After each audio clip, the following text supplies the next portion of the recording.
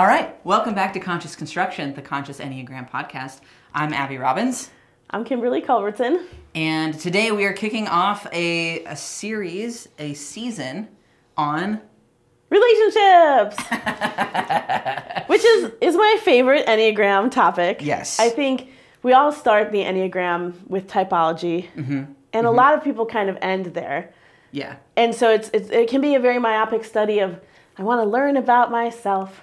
Which is good. Super valuable. Very, very valuable. Very helpful and very limited. Yeah. And so in this season, we're going to talk about the types in relationship. And we wanted to take this episode to talk about why we think that's so important. You've kind of touched on a little bit, right? Sure. With this myopic view of just, the navel-gazing aspect of right.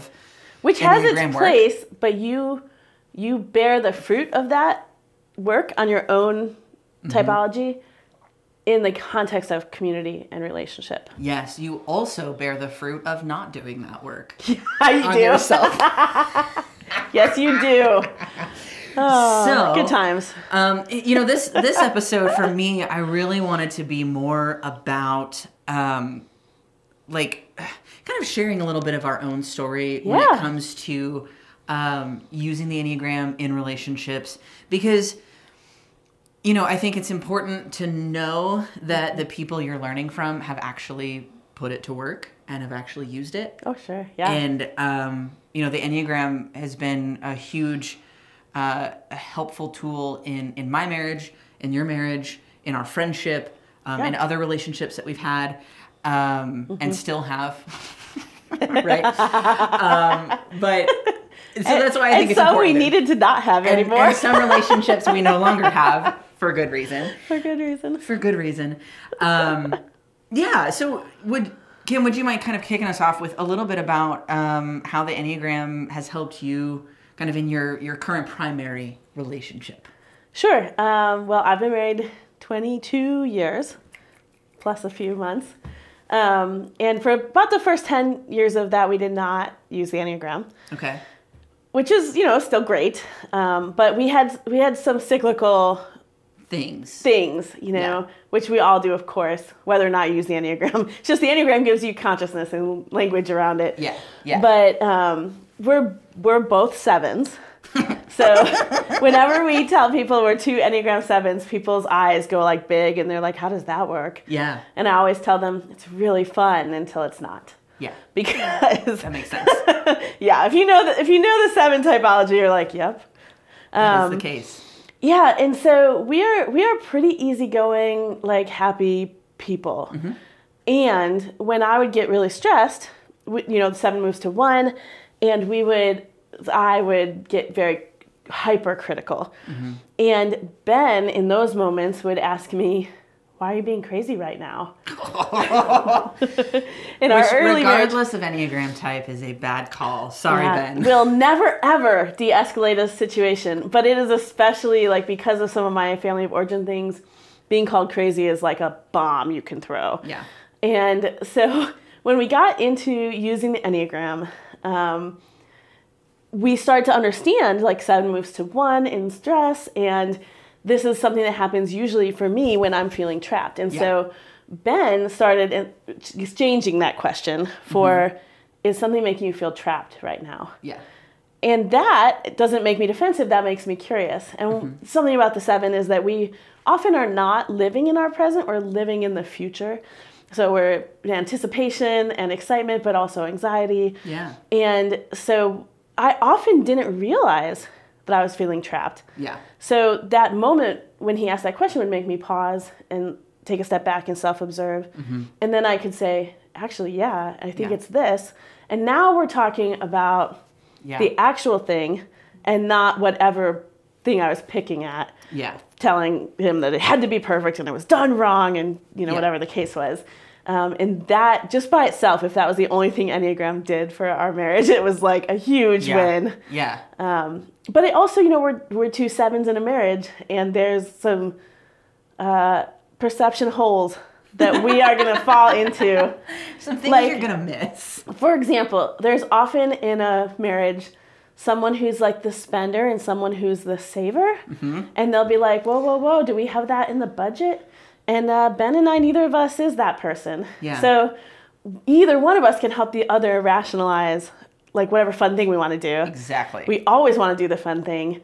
And when one of us has to like woe back the other, it feels bad for both of us. You know, like we just don't have that wisdom. There's not a natural check and balance to it. Yeah.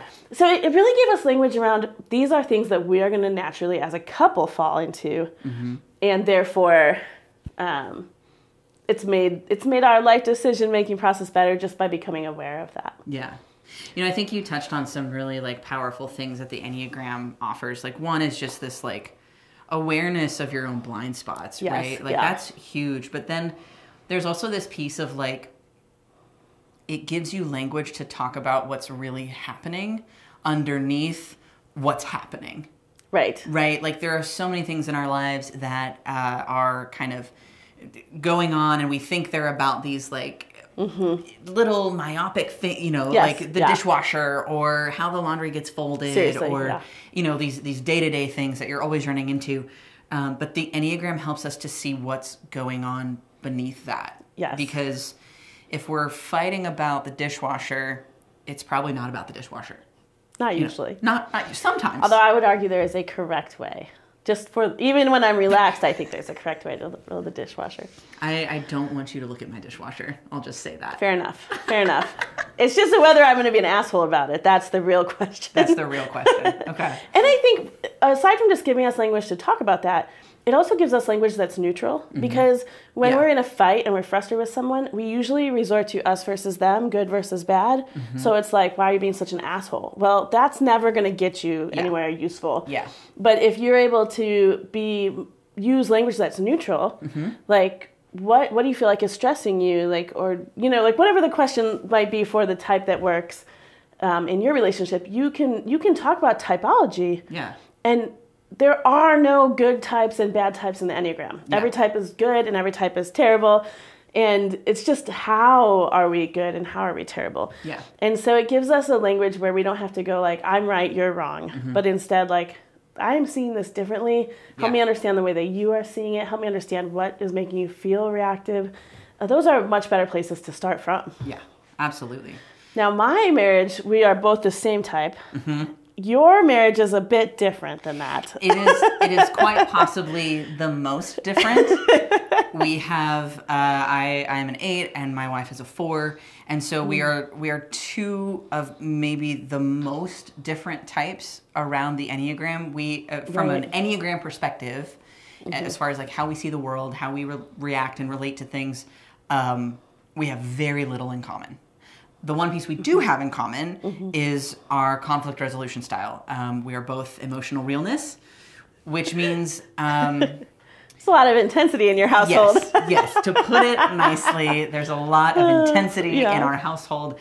But Danielle and I talk often about how we wouldn't still be in a relationship if it weren't for the Enneagram. If it weren't for how the Enneagram first invites us into our own work. Like, yes, absolutely. We definitely wouldn't have made it if we both weren't doing our work. Like, we often talk about how we were kind of perfectly matched to both help each other grow and torture each other. Oh, no. Yeah. Okay. All of my stuff, you thought I was going somewhere different. All of my stuff so perfectly aligns with Danielle's triggers, and all of Danielle's stuff so perfectly aligns with my triggers, to the point that, like, we were, as a couple, we could only self-destruct or do our work and really blossom with each other. You know, because you're talking about how you kind of have this overlap with Ben, and you see a lot of the same things and you miss a lot of the same things. And for Danielle and I, we don't see a lot of the same things. Right. And that's good because as a couple, we don't miss a lot. Right. You have less blind spots, but more friction. Yes. So there's a positive and a negative in both scenarios, really. Yes. Yeah. We really, I had already been working with the Enneagram when Danielle and I got together. Mm-hmm. And for her, I like very gently was like, hey, this is the thing I'm into. I'm taking some classes around it. This is what I'm doing on Sundays, at 3 p.m. if you wanted to know. I remember this. Yes. I was there for this. Yes. Kim, as our relationship has spanned, it's one of the longest relationships I have in my life. And so Kim's been privy to all of this. And so I handed Danielle the wisdom of the Enneagram. I was like, maybe you should flip through and maybe find your type, no big deal, no pressure. And then while I was not there, she found her type and was so confronted and upset about it that she threw the book across the room. It slid under her couch where it stayed for months until she actually moved out of that apartment. It took her physically moving the couch to find that book again. When did you know that? Did you know it immediately? No, I didn't know until much later. When you moved? Yeah. When she moved and we moved in together, it was like, oh, that's where that book has been. And she doesn't mind me telling that story. We share that story often because the Enneagram can really, especially if you're in a more challenging part of your life, which that was absolutely where Danielle was at the time, and that's where I was when I found it several years prior. Sure. It can really show you your stuff in a way that is a little spicy. A little spicy. A little bit enraging. Yeah. A little bit embarrassing.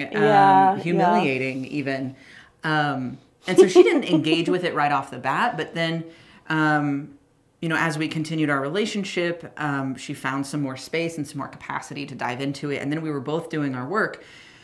When we had kind of our come to Jesus moment with our pairing, that was okay, we either need to break up and be done with this, right? Because we're in that intensity triad. I would definitely classify us as a high conflict couple when we were first dating. And, there was just a lot going on.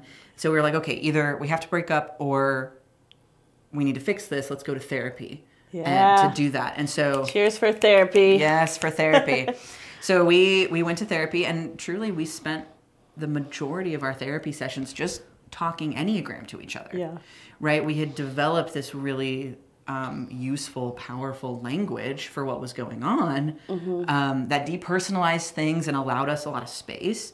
And our therapist, a lot of the time, just kind of sat back and watched us and acted more like a referee than anything else. No hitting below the belt, that sort of thing. Yeah. I do think one of the huge benefits of couples therapy is that the therapist is creating a container for the work. And you're paying for that hour, so you're going to try to use the hour well. You're going to show up. They want you to use the hour well. Yeah. You can't walk away without wasting money. Or at least you don't want to. They're helpful with their questions and their reframing, but it is a lot of refereeing and just helping us have the most productive conversation. Yeah. And so all that to say is while we talk about Enneagram and relationship, we will obviously talk a lot about romantic partnerships. Right. And when we talk about those things, the Enneagram is not replacement for therapy. No. If there are real struggles, then, there is a time and a place to use the Enneagram and to use that language. But it can't create that container for you. And so we're both huge proponents of going to therapy. Yeah. Yeah. And I do hear people say, if you have the Enneagram, you don't need therapy. And that's just not true. I just think, no, sometimes we need a guide, Yeah. We really do. Absolutely. We are not meant to do everything alone. We don't have to do everything alone. Yeah. We shouldn't. We're not even meant to do most things. Most things, alone. Only a few. Maybe going to the bathroom and... Anyway, before we digress into that tangent, one thing that is really, I think, important to talk about as we talk about the Enneagram and relationship is that we're not just going to talk about these primary romantic relationships. Right. These romantic partnerships, marriages, etc. That's a huge reason why people get into the Enneagram and use it in relationship. And you often see a higher level of reactivity. Yes. You feel more familiar and more safe, and you can't get fired as easily. Yeah. And so, you are maybe seeing it often. There's a high level of intimacy. Family of origin and spousal relation and things like that. Yeah. But your Enneagram type is going to come out in all community environments like a biking group or a church or your collaboration with colleagues. You know, if you're a freelancer, working with clients will bring it out so much. And in your friendships. Yeah, you know? Absolutely. And that's one thing that, we talk about a lot. The Enneagram was kind of like at the core of our friendship, like our interest in the Enneagram really kind of brought us together in a lot of ways. Sure, yeah. And it's, it brought us together, and it's also helped us maintain our friendship. Sure, yeah. Like, I don't think we would still be friends if we didn't have the language of the Enneagram. Well, maybe. We both are really assertive, so we have that overlap as an 8 and a 7. But I am definitely like the soften it one, and you are not that. No. So we were just talking in the car about how sometimes Abby needs to tell me, Kimberly, burn it down. Burn it down. Burn it down. It's not worth it. And then sometimes I'm the one that's still doing CPR on the thing that is very dead. And then sometimes we switch, and I need to tell Abby, don't burn that down. This is not a burn it down situation. You don't actually want to burn it down. You will be sad when you burn that down. But yeah, we met through our favorite coffee shop, Stout House. Stout House. Abby was a barista and also a singer-songwriter, so we met at an open mic. Yeah, I was hosting the open mic then.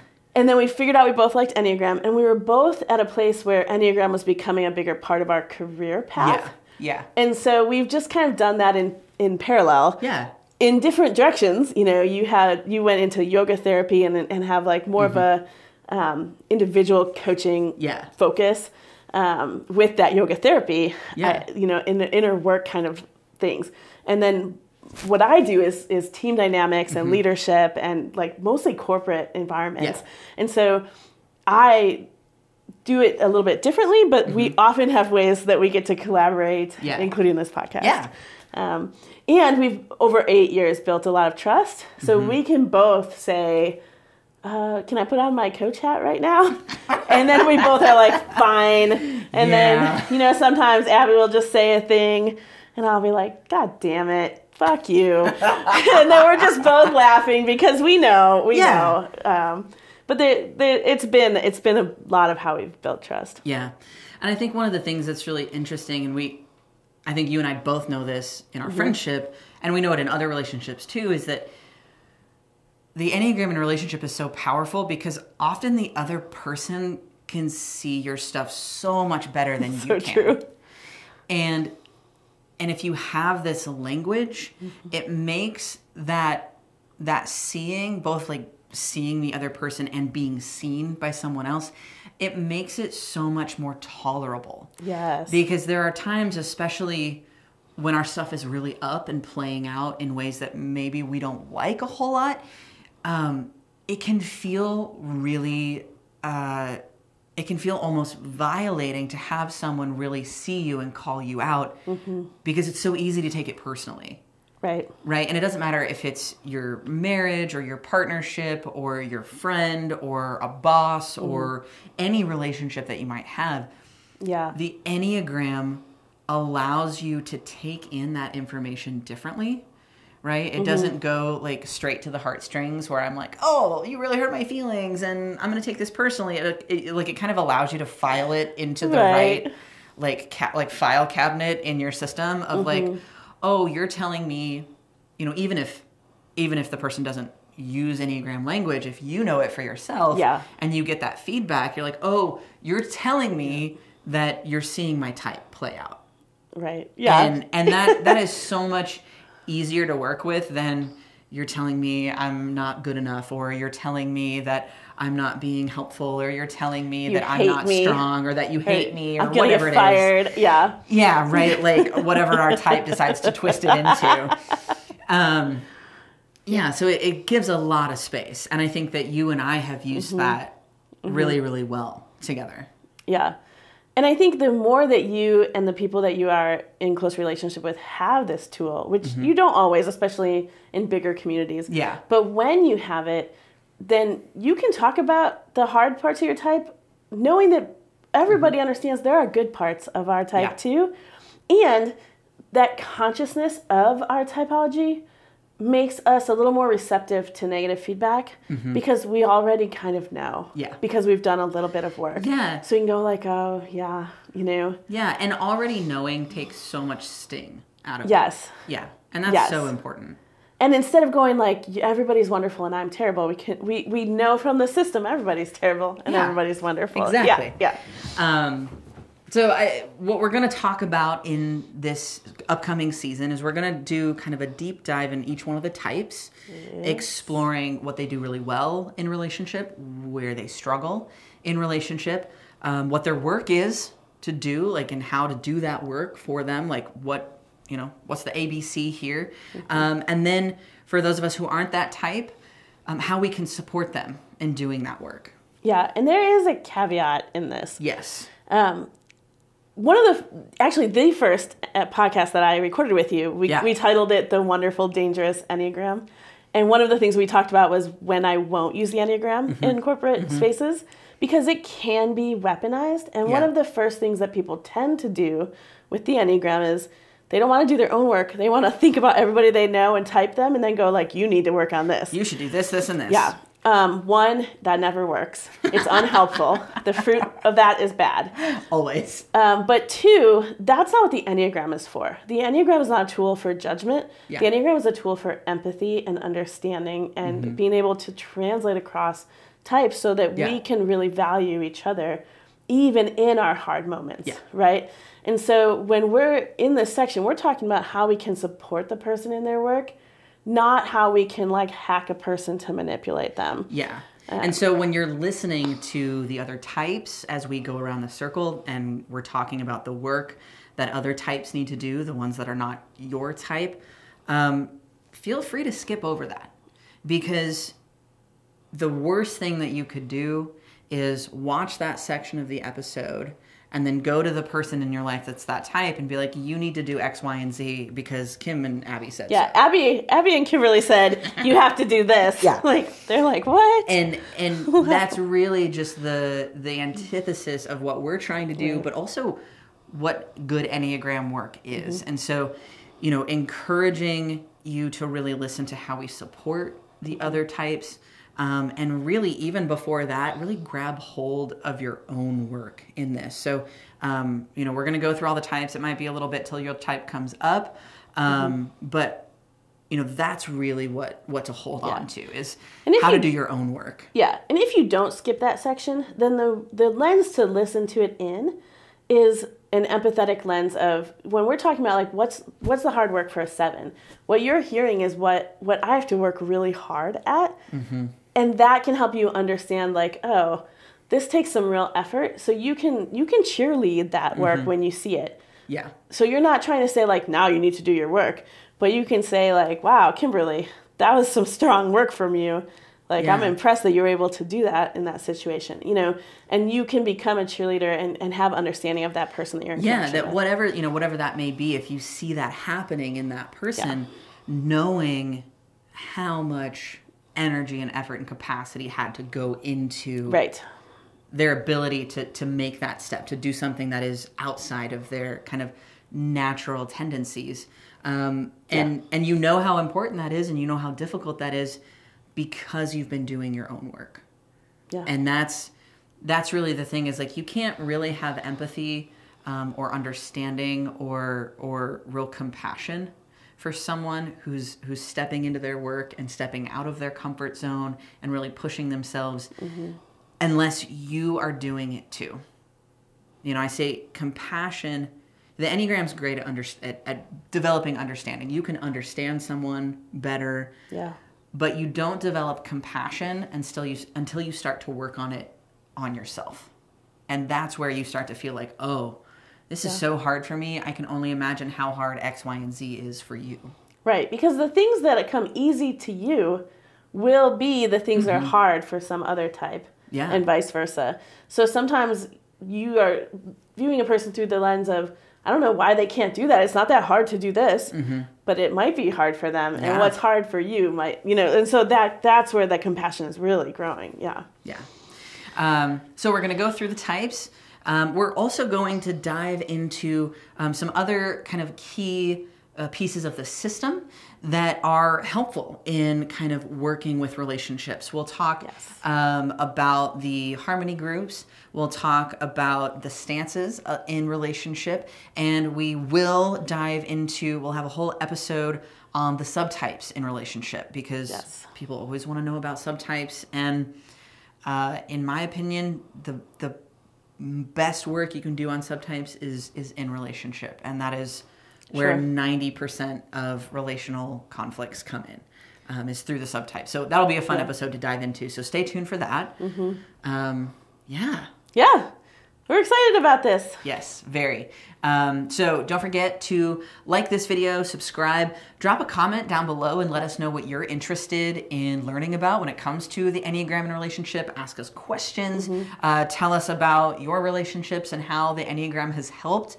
Because we want to hear about that. And I'm making a commitment here and now to be more active in the comments. I apologize for letting so many comments languish on the previous season, but I'm feeling really excited and I've got a new lease on my work life, and I'm excited to engage with y'all more. So yeah, and we are also planning some kind of Q&A on Instagram, so go find the Conscious Enneagram, right? Conscious Construction is the podcast, but Conscious Enneagram Instagram. Yes. And so we will do some like live Q&A kind of stuff throughout the season there as well. Yeah, and also on YouTube.